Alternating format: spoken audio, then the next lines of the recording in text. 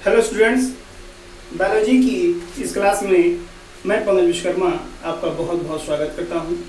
बच्चों, अभी तक हम लोगों ने मानव जनन के इस चैप्टर में शुक्राणु के बारे में कुछ बेसिक जानकारी प्राप्त की थी। आज हम इस वीडियो के माध्यम से शुक्राणु की संरचना के बारे में अध्ययन करते हैं। पिछले वीडियो के माध्यम से आप लोगों ने शुक्राणु से संबंधित तमाम डिटेल जानकारी प्राप्त की थी। जिन बच्चों ने इस वीडियो को ना देखा हो वो हमारे पिछले वीडियो को जाकर प्लेलिस्ट में अवश्य देखें, जिससे आपको स्पर्म से रिलेटेड बहुत डिटेल नॉलेज प्राप्त हो सके। आज का हमारा ये वीडियो सिर्फ एक छोटे से टॉपिक पर बेस्ड है, जिसका नाम है शुक्राणु की संरचना। याद रखिएगा, ये टॉपिक कक्षा 10 और 12 दोनों के सिलेबस में है, अतः दोनों क्लास के स्टूडेंट्स इस वीडियो को, इस टॉपिक को स्टडी कर सकते हैं। तो चलिए स्टार्ट किया जाए। आज का हमारा टॉपिक है शुक्राणु की संरचना। याद रखिएगा, शुक्राणु के बारे में जो भी आपको जानकारी पीछे दी गई थी, उसके बाद आप हेडिंग बनाएंगे शुक्राणु की संरचना, स्ट्रक्चर ऑफ स्पर्म। उसमें हमें लिखना क्या है वो ध्यान से सुनिएगा। आपके सामने यहाँ पर स्क्रीन पर एक डायग्राम बना हुआ है। यही डायग्राम शुक्राणु का है, यही चित्र जो है स्पर्म का है, ह्यूमन स्पर्म का है। इसी के बारे में हमें लिखना है। तो सबसे पहले आप याद रखिएगा, शुक्राणु की संरचना में हमें लिखना कैसे है। शुक्राणु चम्मच के आकार का दिखने वाला एक सेल है। क्या है? एक सेल है। हमें ऐसे लिखना होगा कि शुक्राणु यानी स्पर्म चम्मच के आकार का दिखने वाला एक सेल है, एक कोशिका, एक अगुणित कोशिका है, जिसे हम कई भागों में डिवाइड कर सकते हैं। अर्थात इसकी संरचना को निम्नलिखित भागों में बांटा गया है। कैसे लिखेंगे? आइए, सबसे पहले आप देखेंगे, पहला आपका बनेगा भाग जिसे हम शीर्ष भाग कहेंगे। क्या कहेंगे? शीर्ष भाग यानी कि हेड। दूसरा हमारा बनेगा ग्रीवा यानी कि गर्दन यानी कि नेक। तीसरा हमारा बनेगा मध्य भाग यानी कि मिडिल पीस। और अंतिम भाग हमारा बनेगा पुक्ष भाग यानी कि टेल। तो याद रखिएगा स्टूडेंट्स, हमें इतने भाग के बारे में डिटेल जानना है कि ये सभी चीजें क्या हैं। चलिए एक एक करके स्टार्ट करते हैं। तो सबसे पहला पॉइंट हमें लिखना है शीर्ष के बारे में, यानी कि हेड, ग्रीवा। याद रखिएगा, शुक्राणु का संपूर्ण शरीर एक पतली सी सेल वॉल के द्वारा बना होता है, जिसे हम प्लाज्मा झिल्ली कहते हैं। याद रखिएगा, ये पूरा जो आप देख रहे हैं स्ट्रक्चर, ये पतली सी मेम्ब्रेन के द्वारा कवर रहेगा, ढका रहेगा, जिसे हम प्लाज्मा झिल्ली कहेंगे। क्या कहेंगे? Plasma membrane. ये भी आपसे पूछा जा सकता है कि शुक्राणु की कोशिका किस भित्ति द्वारा बनी होती है, तो जवाब हमारा होगा प्लाज्मा भित्ति द्वारा। तो चलिए सबसे पहला टॉपिक, सबसे पहला हेडिंग बनाते हैं, जिसका नाम है ग्रीवा भाग, शीर्ष भाग यानी कि हेड। तो याद रखिएगा, इसमें कैसे लिखना होगा हमें। शुक्राणु कोशिका का यह सबसे अग्रिम, सबसे पहला बड़ा भाग होता है। स्टार्टिंग में हमें यही से स्टार्ट करना है। हेडिंग बनेगा हेड यानी कि शीर्ष भाग। लिखेंगे कैसे कि यह भाग शुक्राणु का सबसे अग्रिम, पहला और सबसे बड़ा भाग होता है, जिसके अंदर सिर्फ और सिर्फ दो चीजें पाई जाती हैं। याद रखिएगा, ये जो आप सबसे पहला भाग देख रहे हैं, सबसे बड़ा चौड़ा भाग देख रहे हैं, इसके अंदर सिर्फ और सिर्फ दो चीजें पाई जाती हैं। याद रखिएगा, सबसे पहले आपको क्या मिलेगा? सबसे पहले आपको मिलेगा ये पॉइंट जो आप देख रहे हैं, घोड़े के नाल के आकार का बना हुआ है, जिसे हम कहते हैं एक्रोसोम। क्या कहते हैं? एक्रोसोम। याद रखिएगा, स्पर्म के अंदर एक्रोसोम का होना बहुत जरूरी है। विदाउट एक्रोसोम के अगर कोई भी स्पर्म है तो वो डीएक्टिव माना जाता है, यानी निष्क्रिय माना जाता है। अभी मैं बताऊंगा कि क्या रोल है इसका। फिलहाल के तौर पे आप इतना जान रहेगा कि शीर्ष भाग के अंदर सिर्फ और सिर्फ दो चीजें पाई जाती हैं। एक आपका एक्रोसोम होता है, एक्रोसोम होता है, और दूसरा होता है ये बड़ा सा न्यूक्लियस यानी केंद्रक। याद रखिएगा, स्पर्म के अंदर जो केंद्रक पाया जाता है वो बड़ा होता है, याद रखिएगा, और वो सिर्फ और सिर्फ इस अपर पार्ट में ही पाया जाता है, यानी हेड वाले भाग में ही पाया जाता है। तो दो चीजें पाई जाती हैं, एक्रोसोम हो गया और दूसरा हमारा हो गया क्या, न्यूक्लियस यानी कि केंद्रक। चलिए अब दोनों के बारे में देखते हैं क्या रोल है। इसके अलावा अगर आपसे कुछ भी पूछा जाए कि इसके अलावा क्या पाया जाता है तो याद रखिएगा आपको कुछ नहीं लिखना है। हेड वाले भाग में सिर्फ दो चीजें हम लिखेंगे, क्या, एक एक्रोसोम, दूसरा न्यूक्लियस। इसके अलावा कभी कभी कुछ किताबों में लिखा गया है कि थोड़ी बहुत मात्रा में यहाँ पर साइटोप्लाज्म भी पाया जाता है। तो याद रखिएगा स्पर्म और ओवम में थोड़ा सा डिफरेंस यही है साइटोप्लाज्म को लेकर के। साइटोप्लाज्म की थोड़ी सी मात्रा पाई जाती है हेड में, वो भी स्पर्म की, लेकिन साइटोप्लाज्म ज्यादातर कहाँ होता है, अंडाणु में। तो दोनों कोशिकाओं में हम ये डिफरेंस कभी कभी पूछते हैं। चलिए देखते हैं। तो एक्रोसोम और न्यूक्लियस के बारे में आइए थोड़ा आगे जानते हैं। एक्रोसोम क्या है? एक्रोसोम शुक्राणु के शीर्ष भाग में उपस्थित घोड़े की नाल के आकार का, ये डिजाइन आप देख सकते हैं, यही डिजाइन है, मैं इसी डिजाइन के बारे में बात कर रहा हूं। तो शुक्राणु के हेड वाले भाग में कहां, ऊपर की तरफ, केंद्रक के ठीक ऊपर की तरफ घोड़े की नाल के आकार का एक कोशिकांग होता है जिसे हम कहते हैं एक्रोसोम। बहुत ही महत्वपूर्ण कोशिकांग, याद रखिएगा। महत्वपूर्ण क्यों है वो भी जान लेते हैं। इसका काम लगता है निषेचन के समय। जब अंडाणु का निषेचन होता है शुक्राणु के द्वारा तो उस प्रक्रिया में इसी एक्रोसोम की सबसे इंपॉर्टेंट भूमिका होती है। याद रखिएगा, बिना एक्रोसोम के निषेचन नहीं हो सकता। क्यों?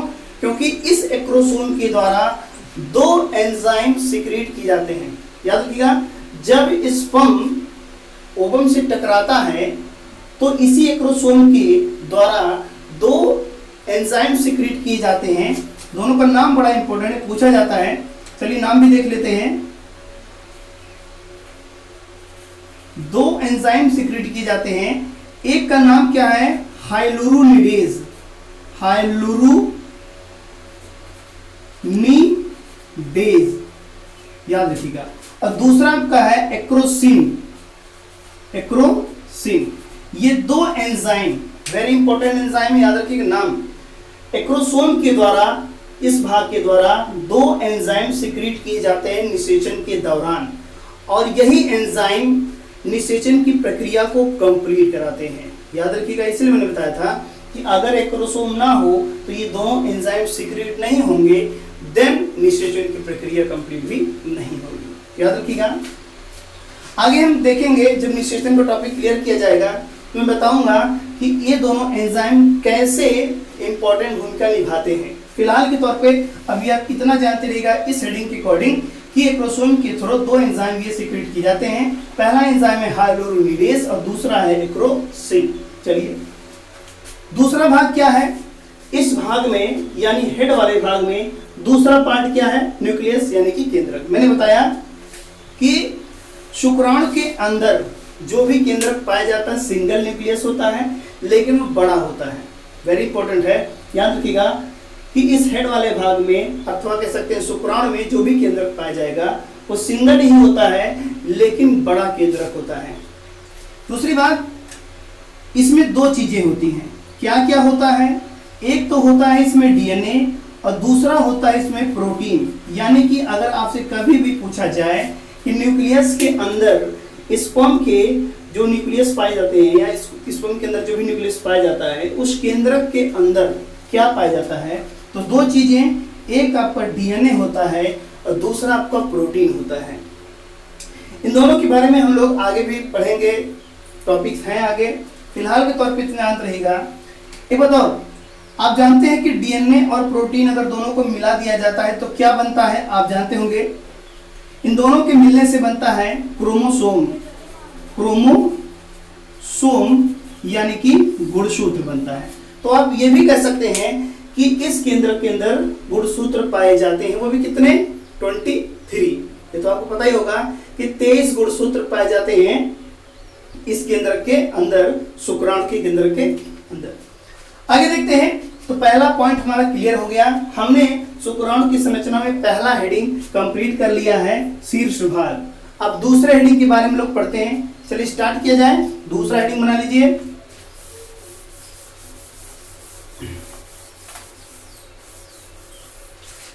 दूसरा हेडिंग हमारा है,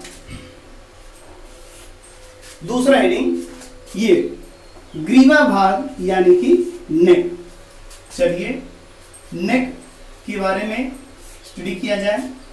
तो ग्रीवा भाग क्या है? जैसा कि आपको डायग्राम में दिख रहा होगा कि चौड़े से भाग के ठीक नीचे एक पतला सा भाग है, गर्दन की तरह एक एरिया बना हुआ है, और इसी भाग को हम ग्रीवा भाग कहते हैं, नेक रीजन कहते हैं। वैसे तो खास इंपॉर्टेंट नहीं है ये, फिर भी थोड़ा बहुत इंपॉर्टेंस तो होता ही है। चलिए देखते हैं क्या इंपॉर्टेंस है।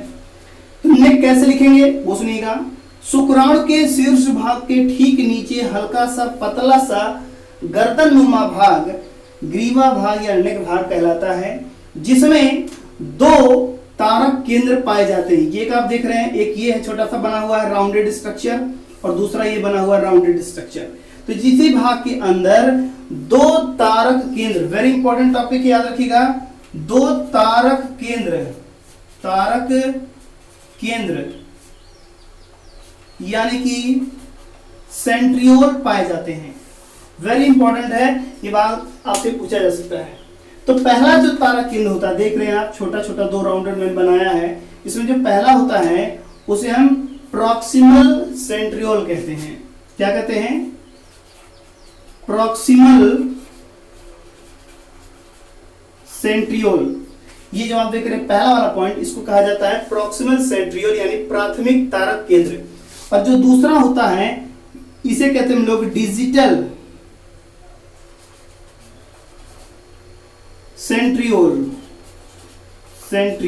तो याद रखिएगा, 2 तारक केंद्र प्रेजेंट होते हैं एक शुक्राणु कोशिका के अंदर ग्रीवा वाले भाग में। अच्छा, इसमें से पहला जो आप देख रहे हैं छोटा सा तारक केंद्र, उसका क्या काम होता है, और दूसरा तारक केंद्र उसका क्या काम होता है। याद रखिएगा, जब निषेचन का समय आता है, निषेचन का टाइम आता है, तो निषेचन के दौरान केंद्रक तो जाता ही है अंडाणु कोशिका के अंदर, उसी के पीछे पीछे ये जो आपका प्रॉक्सिमल सेंट्रियोल है, ये भाग भी इसी केंद्र के साथ साथ चला जाता है अंडाणु के अंदर, अंडाणु कोशिका के अंदर। तो ये भी आपसे पूछा जा सकता है। तो पहले का क्या काम लगा, आपने जाना कि प्रॉक्सिमल सेंट्रियोल जो होता है, प्राथमिक तारक केंद्र जो होता है, ये निषेचन के दौरान केंद्रक के साथ साथ अंडाणु कोशिका के अंदर चला जाता है और गुणसूत्र विभाजन में सहायता करता है। ये बात आप याद रखिएगा। इसका जो काम होता है, जो हमारा प्राइमरी सेंट्रियोल है, इसका जो काम है सेल डिवीजन में हेल्प करना। ठीक है, हेल्प करना। कोशिका के बंटवारे में, गुणसूत्र के बंटवारे में ये जो है आपका प्रॉक्सिमल सेंट्रियोल ये हेल्प करता है। दूसरा हमारा देख रहे हैं क्या है, डिजिटल सेंट्रियोल। प्राथमिक तारक केंद्र के ठीक नीचे आपको एक और तारक केंद्र दिखेगा जिसे हम डिजिटल सेंट्रियोल कहते हैं, द्वितीयक तारक केंद्र कहते हैं। इसका क्या काम होता है, ये जो आप पॉइंट देख रहे हैं डिजिटल सेंट्रियोल, ये शुक्राणु कोशिका में नीचे की ओर जा करके एक लंबी सी पाइप का फॉर्मेशन करता है। इस लंबी सी पाइप को हम अक्षीय तंत्र कहते हैं। क्या कहते हैं? अक्षीय तंत्र। याद रखिएगा, अक्षीय तंत्र यानी कि एक्सियल सिस्टम कहते हैं। वेरी इंपॉर्टेंट पॉइंट है, अभी हम लोग जानते हैं इसके बारे में। तो द्वितीय तारक केंद्र जो होता है, डिजिटल सेंट्रियोल जो होता है, ये पीछे की ओर शुक्राणु कोशिका में पीछे की ओर एक लंबी सी पाइप का फॉर्मेशन करता है जिसे हम अक्षीय तंत्र कहते हैं, एक्सियल सिस्टम कहते हैं। एक्चुअली होता क्या है ये भी जान लीजिएगा। अक्षीय तंत्र 9+2 यानी 11 पतली पतली पाइप का एक बंडल होता है। अगर आप तार देख रहे हैं, याद रखिएगा, अगर आप तार देख रहे हैं, ये जो एक्सियल टच सिस्टम देख रहे हैं, ये 9+2 ये पूछा जाता है, वेरी इंपॉर्टेंट है। ये जो आप देख रहे हैं पूरी पाइप एक बनी हुई है इतनी लंबी, इस पाइप में 9+2 यानी कि 11 पतली पतली नलिकाएं शामिल होती हैं और इसी के बारे में आपसे पूछा जाएगा। इसी का फॉर्मेशन करेगा कौन? हमारा ये दूसरा तारा केंद्र जिसका नाम है डिजिटल सेंट्रियोल। ये एक आधार बनाता है, एक मजबूती बनाता है शुक्राणु कोशिका में पीछे की तरफ। चलिए आगे देखते हैं। तो पहला पॉइंट क्लियर हो गया, दूसरा पॉइंट क्लियर हो गया। नेक रीजन, नेक रीजन सिर्फ इतना होता है, याद रखिएगा, इसमें प्रॉक्सिमल सेंट्रियोल और डिजिटल सेंट्रियोल, दो सेंट्रियोल पाए जाते हैं। दोनों सेंट्रियोल 90 डिग्री पर एक दूसरे से जुड़े होते हैं, ये भी आपसे पूछा जा सकता है, याद रखिएगा 90 डिग्री पर। यानी कि जैसे अभी आप ये ले लीजिए, एक बंडल है 9+2, ठीक है, और एक ये मान लीजिए, तो दोनों सेंट्रियोल जो होते हैं ये 90 डिग्री पर आपस में ज्वाइंट होते हैं, याद रखिएगा, क्योंकि दो पाए जाते हैं। ये भी इंपॉर्टेंट पूछा जा सकता है, कितने डिग्री पर? 90 डिग्री पर दोनों सेंट्रियोल एक दूसरे से क्या होते हैं? अटैच्ड होते हैं, जुड़े होते हैं। किस भाग में? ग्रीवा वाले भाग में। चलिए, तो दो पॉइंट हमारे हो गए, दो हेडिंग हमने क्लियर कर लिया। एक आपका हेड हो गया, दूसरा आपका नेक हो गया। अब हम लोग बात करते हैं, तीसरी हेडिंग बनाते हैं। तीसरी हेडिंग बना लीजिएगा। तो हमारा थर्ड हेडिंग होगा, तीसरा पॉइंट हमारा है मध्य भाग। मध्य भाग यानी कि मिडिल पीस। मिडिल पीस ये हमारा तीसरा हेडिंग हुआ। मिडिल पीस किसे कहेंगे? शुक्राणु कोशिका का मिडिल पीस कौन होता है? याद रखिएगा, इस नेक वाले भाग के ठीक नीचे अगर आप देख रहे हैं, ये वाला जो भाग आप देख रहे हैं, ये इतना भाग, इसी को कहा जाता है मिडिल पीस, ठीक है, ये हमारा मिडिल पीस है। तो ग्रीवा वाले भाग के ठीक नीचे हल्का सा छोटा सा एक चौड़ा सा एरिया मिलता है, भाग होता है, इसी भाग को कहा जाता है मिडिल पीस यानी मध्य भाग कहा जाता है। मध्य भाग में खास तौर पे आपको क्या क्या चीजें दिखाई देंगी वो इंपॉर्टेंस है, ध्यान दीजिएगा। मध्य भाग में आपको दो चीजें दिख रही हैं। एक आपको एक ये सर्कुलर डिजाइन दिख रहा है, ऐसे रेंगता हुआ एक डिजाइन दिख रहा है। ये डिजाइन आपको इस पाइप के चारों तरफ ऐसे लिपटा हुआ मिलेगा, इसलिए इसको स्प्रिंडल भी कहा जाता है, यानी स्प्रिंग की तरह से इस अक्षीय तंत्र के रॉड जो आप देख रहे हैं, जिसे मैंने बताया था अक्षीय तंत्र, इसी के चारों तरफ ऐसे ऐसे ये लिपटा हुआ है, ठीक है। और ये बनता किससे है? याद रखिएगा, ये बनता है माइटोकॉन्ड्रिया के द्वारा, इसलिए इसको माइटोकॉन्ड्रियल शीथ कहते हैं। तो माइटोकॉन्ड्रियल शीथ क्या होता है? ध्यान दीजिएगा, शुक्राणु कोशिका के मध्य भाग वाले क्षेत्र में यानी मिडिल पीस वाले एरिया में, इस वाले एरिया में अनेक माइटोकॉन्ड्रिया के द्वारा आपस में जुड़ी हुई एक श्रृंखलावत रचना बनती है, जिसे हम माइटोकॉन्ड्रियल शीथ कहते हैं। क्या कहते हैं? माइटोकॉन्ड्रियल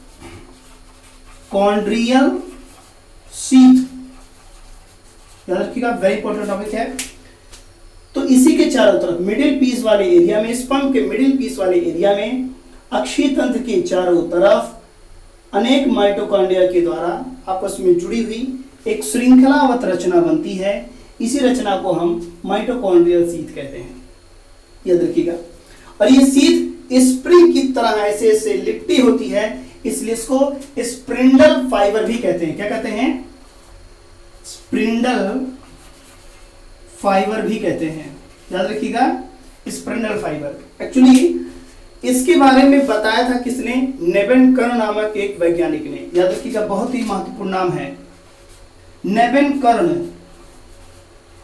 नेबेनकर्न ये वैज्ञानिक हैं, इन्होंने ही इस माइटोकॉन्ड्रियल शीथ के बारे में बताया था, इसलिए इस सीध को, इस माइटोकॉन्ड्रियल सीध को नेबन कर्ण के नाम से भी जाना जाता है।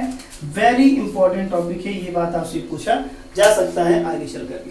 चलिए, इसके अलावा क्या होता है, बाकी आपको पता ही है कि इस मिडिल पीस में ये अक्षीय तंत्र पाया जाता है, एक्सेल सिस्टम पाया जाता है, जो कि 9+2 यानी कि 11 नलिकाओं का बना होता है, जो कि पीछे की तरफ जा करके पुक्ष भाग में भी पहुंचता है, पुक्ष भाग का भी निर्माण भी करता है।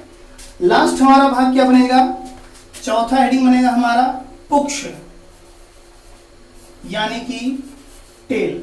चलिए टेल के बारे में देखते हैं। तो यहां से लेकर के यहां तक आप जो देख रहे हैं, इसी भाग को टेल कहा जाता है। शुक्राणु की कोशिका में सबसे पीछे की तरफ सबसे लंबा पतला सा जो स्ट्रक्चर आपको दिखाई देता है, इसी स्ट्रक्चर को हम पुक्ष भाग यानी कि टेल कहते हैं। एक्चुअली टेल के बिना स्पर्म बेकार है। क्यों? क्योंकि बिना टेल के, बिना पुक्ष के शुक्राणु गति नहीं कर सकता है, मूव नहीं कर सकता है, और जब तक वो मूव नहीं कर सकता, गत नहीं कर सकता, तब तक उसकी कोई वैल्यू नहीं होती है। इसलिए स्पर्म को मूवमेंट यानी गतिशीलता, गति प्रदान कराने का जो कार्य है वो इसी पुक्ष भाग का होता है। ये सबसे लंबा होता है, याद रखिएगा।